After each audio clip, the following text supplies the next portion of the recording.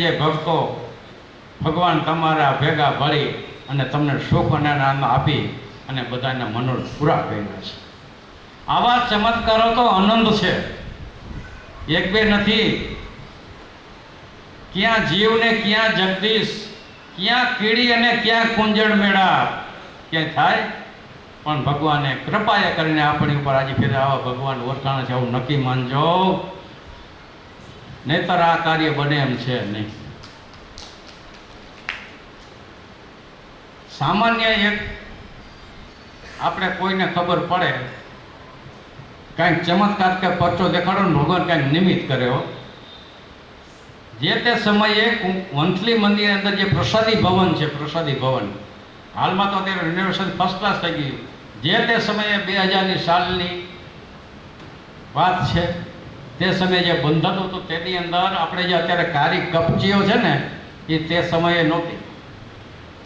હશે ક્યાં પણ ત્યાં મળતી ન હોય કે કેમ હોય. એટલે ગામને બહાર એક ખારો છે, એમાં આવડાવડા ચબલા હતા, કાંકરા. કે મારા સાંજે ગયા આપણા થોડા હરિભક્તો અહીંયા આગળ જઈજો એટલે અહીંયાથી થોડાક 2-4 ગાડા એ કાંકરી લઈ આવી છે. એટલે હવ હરિભક્તો બાયું ભાઈઓ બધાય હાવણા કોઈ ગાડા લઈ અને ગયા અને વાર્તા હતા.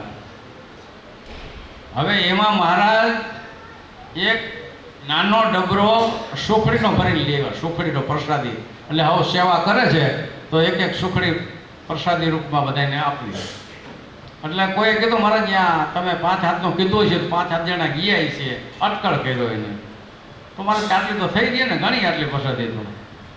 હવે વાં જ્યાં ગયા તો 25 જણા, હવે 5 હાથ હોય ને 25 જણાની પ્રસાદી પૂરી કરવી, આવડો નાનો ડબરો. હવે એ ઓલા ભેગા હરિભગત હતા, એ વિચાર કરે કે મેં આ મહારાજને કીધું કે આ થોડાક જ છે પણ આ તો જાજા છે, હવે હું કરશું. પણ કે ભગવાનની ઈચ્છા, એને સમજુ હતા કે ભગવાનની ઈચ્છા.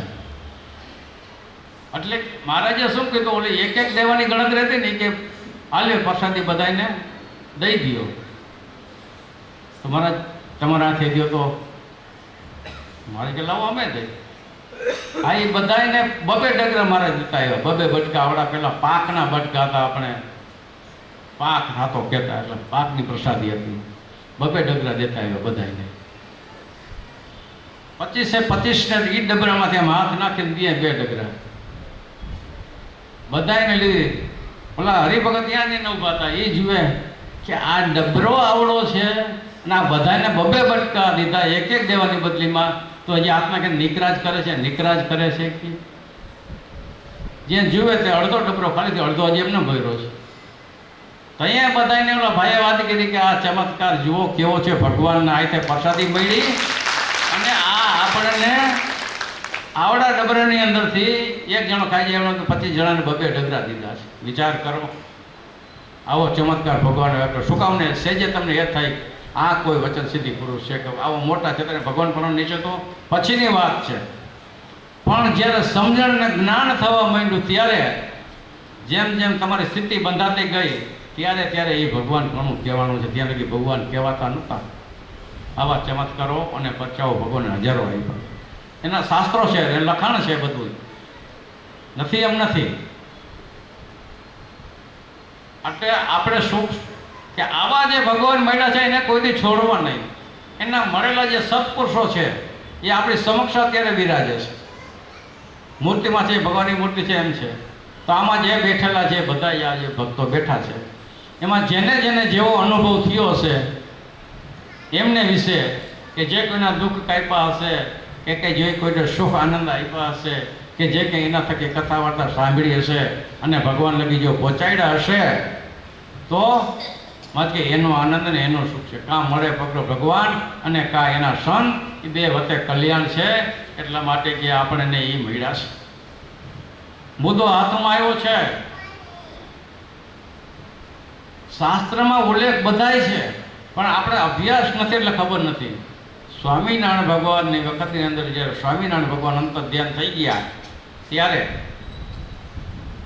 ઘણા બધા જ્ઞાની પુરુષો વિચાર કરવા માંડ્યા. કહો ધામમાં વૈયા ગયા ભગવાન, હવે આપણો મોક્ષનો માર્ગ રૂંધાઈ ગયો.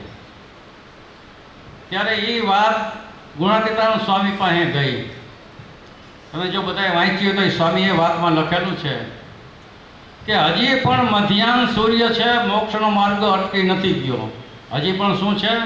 મધ્યાહન સૂર્ય છે, કે જ્યાં લગ્યા ભગવાનને મળેલા સત્પુરુષો છે તે વર્તમાન ધરાવીને કંઠી બાંધશે તો તમે એ મોક્ષમાં જ છો એ નક્કી માનજો.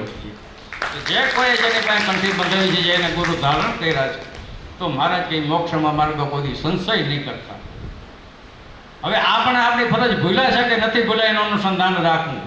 ભગવાન એને ભક્તો એનું કામ કરી દીધું છે, તો હવે આપણે એનું સંધાન કેટલું છે એ આપણે રાખવાનું છે.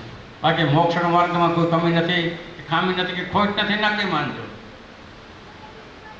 કાલે જ આવ્યું, બધે ધ્યાન દો કે તમે એક ધારી તો આપણે ખબર પડે. ભગવાન પાસે ને સંત પાસે એનું કામ તો પોતે બધું કરાવી લે, પણ ટાણું આવે ત્યાં કહી જાય. મારે એવું ન કરવું. કાર્યક્રમ છે કે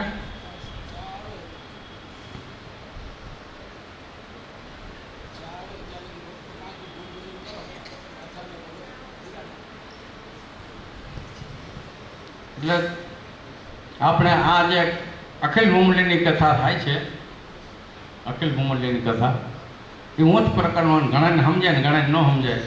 પણ જાજુ ન સમજાય તો કાંઈ નહીં, ટૂટું સમજાઈ જાય કે મને મળ્યા અને આ ભગવાન ઓળખાવ્યા છે અને મારા એ ગુરુ છે. તો આજે દરેક સંપ્રદાયને નજર કરો, ગુરુ થકે જ ભગવાનનું સ્વરૂપ માનીને આજે પૂજે છે. નથી પૂજતા? એ જ રીતે રીએ છે. દરેક સંપ્રદાયમાં એ રીત છે.